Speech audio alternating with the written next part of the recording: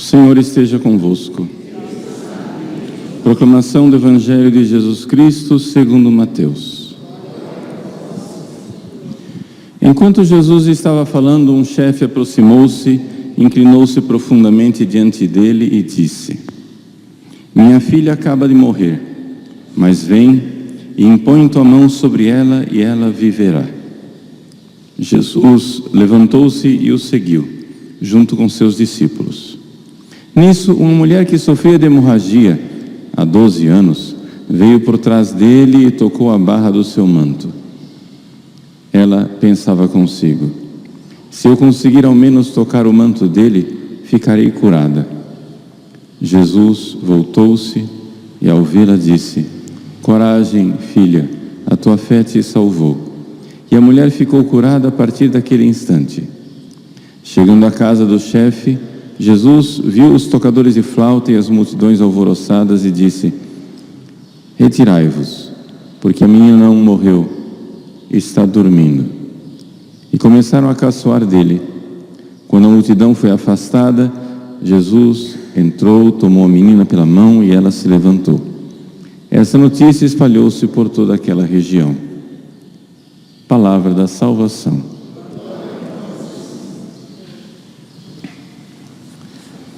Meus queridos irmãos e irmãs, o Evangelho de hoje nos conta aquele duplo episódio em que Jesus vai até a casa de Jairo para ressuscitar a sua filha e no meio do caminho cura a hemorroísa, mulher que sofria de hemorragia.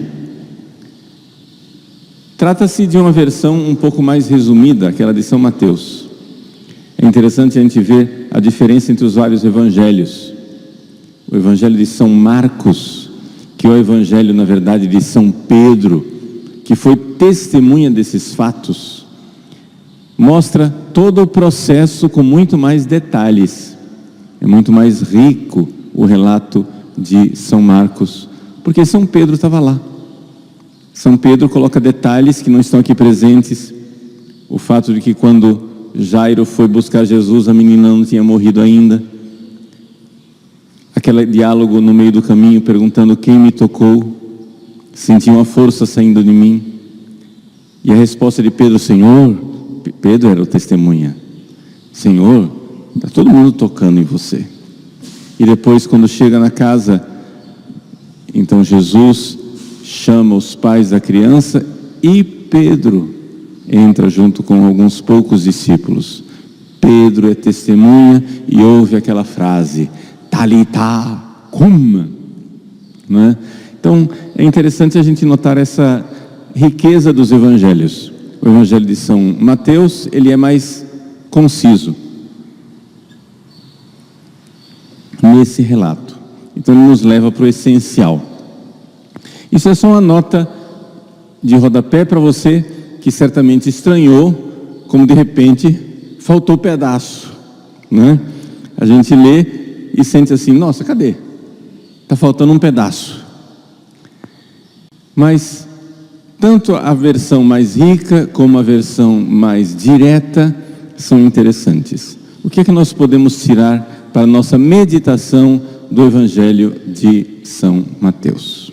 Vejam, a primeira coisa, nós estamos vendo Jesus que aqui realiza milagres. Jesus fez o grande discurso da montanha, capítulos 5, 6 e 7 de São Mateus. Nos capítulos 8 e 9 ele faz milagres. Por que isso é importante? Porque Jesus quer fazer surgir a fé em nossos corações. Jesus, ele explicou e ele disse coisas muito difíceis da gente viver. O Evangelho, quando nos narra o famoso discurso da montanha, são páginas belíssimas, mas quando a gente vai e aplica aquilo à nossa própria vida, a gente começa a ver como aquilo é difícil. Primeira frase: bem-aventurados os pobres, deles é o reino dos céus. Como assim? Por que o pobre é feliz? Que tipo de pobre é esse? Do que Jesus está falando? E que pobreza é essa que eu tenho que ter? Pobre é aquele que tem em Deus a sua única riqueza. Então, por isso, todos nós precisamos ser pobres. Qual é a minha riqueza? Onde está o meu tesouro, aí está o meu coração. Eu preciso edificar a minha casa em cima disto. Jesus fala essas coisas no Sermão da Montanha e nos deixa chocados. Quem é esse que vem com essa palavra que muda a minha vida de cabeça para baixo? Agora Jesus então começa a mostrar que Ele tem poder sobre as coisas. E esses milagres, esses sinais que Ele apresenta depois da pregação, são necessários para fazer surgir naquelas pessoas a fé. A fé. Por quê? Porque a reação da maior parte das pessoas é exatamente aquela reação dos tocadores de flauta, não é? Quando Jesus chega na casa, disse: retirai-vos porque a menina não morreu, está dormindo. E começaram a caçoar dele. Mas é claro, se você estivesse num velório, chegasse uma pessoa e dissesse: está só dormindo, sai daqui todo mundo, o que você ia dizer? Qual ia ser a sua reação? Mas Jesus, Ele faz, Ele mostra que a sua palavra realiza. Ele diz para a menina: Talitá cum, e a menina se levanta, e a morta volta à vida. Mas não somente a sua palavra, a sua pessoa. No meio do caminho, a mulher com hemorragia se aproxima dele dizendo: se eu conseguir ao menos tocar no manto dele, ficarei curada.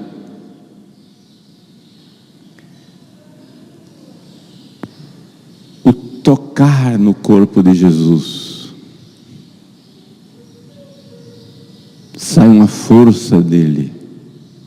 Ele tem poder, ele faz o que ele quer. Ele faz o que Ele quer. Então, meus queridos, vejam como aqui, então, se apresenta aquilo que é o grande mistério de Cristo Deus. Ele é Deus que se fez homem. Vejam, aqui nesse breve apanhado, o que é que nós vemos? Sabedoria. As palavras dele mexem com a gente, mas poderiam só ser palavras bonitas, sem fundamento. Mas não somente. Ele mostra que ele tem poder. Aquelas palavras fazem. Ele não somente explica as coisas, ele faz as coisas com a sua palavra. E aí você vai ver de onde vem, mas por que a palavra dele tem esse poder todo? Aí você encontra a pessoa dele. Ele, tocar nele, estar com ele, porque a pessoa dele é que é verdadeiramente a fonte. Ele é a palavra. Estar com ele, conhecê-lo, amá-lo. Por quê? Porque conhecendo a ele, então nós começamos a ver no fundo da sua alma, no fundo do coração de Jesus, a sua bondade. Vejam aqui as notas, as pequenas coisas que a gente vai vendo a respeito de Deus encarnado, Jesus.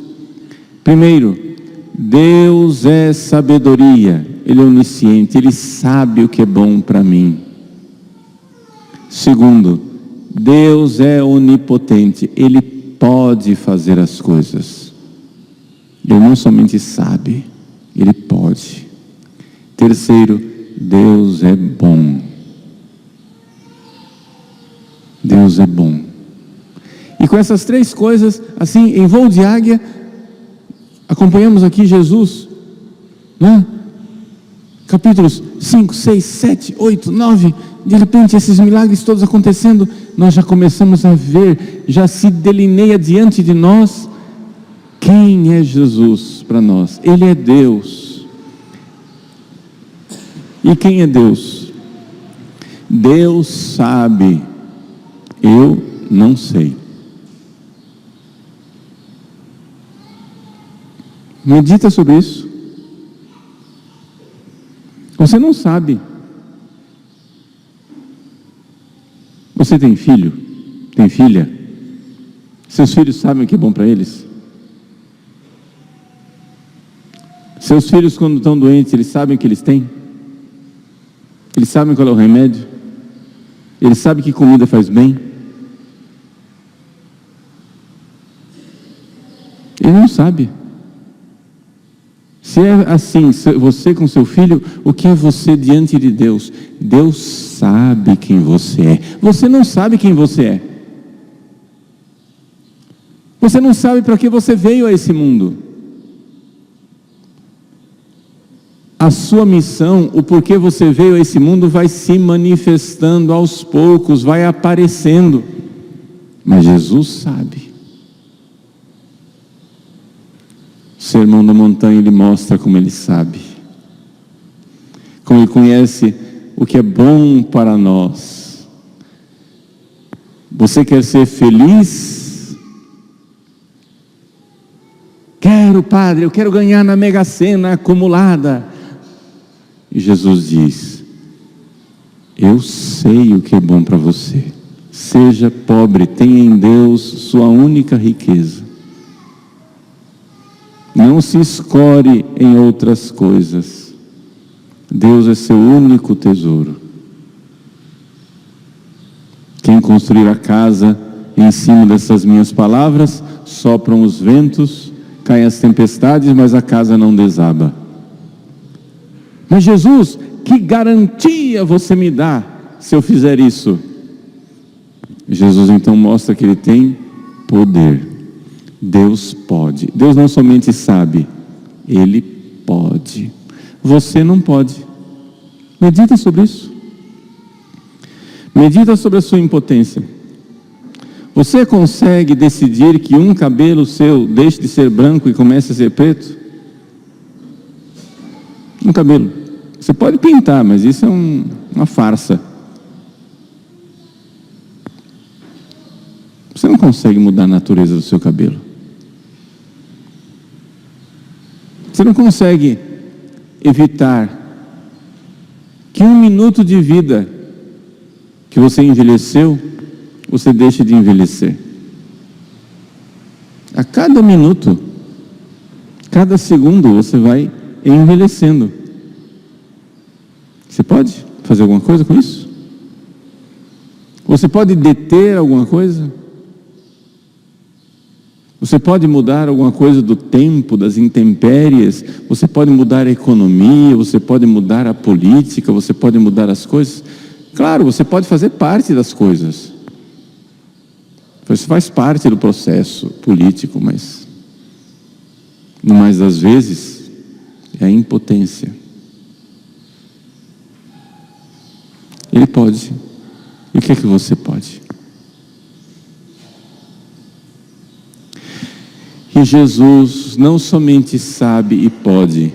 Em tudo isso, quando nos ensina e quando mostra o seu poder, Ele revela uma intimidade, um segredo da sua alma. Ele revela a sua bondade. Ele se importa conosco. Ele me ama. Você se ama? Você se ama? Você quer o seu bem? Quando você decide coisas que destroem você, destroem sua família, destroem sua vida, você está se amando, tem certeza? Ele é bom. Ele sabe, Ele pode, Ele é bom.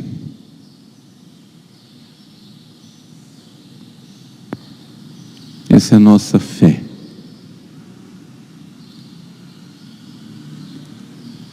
Coloque no seu coração, reflita sobre a sua ignorância, sobre a sua impotência e sobre a sua maldade.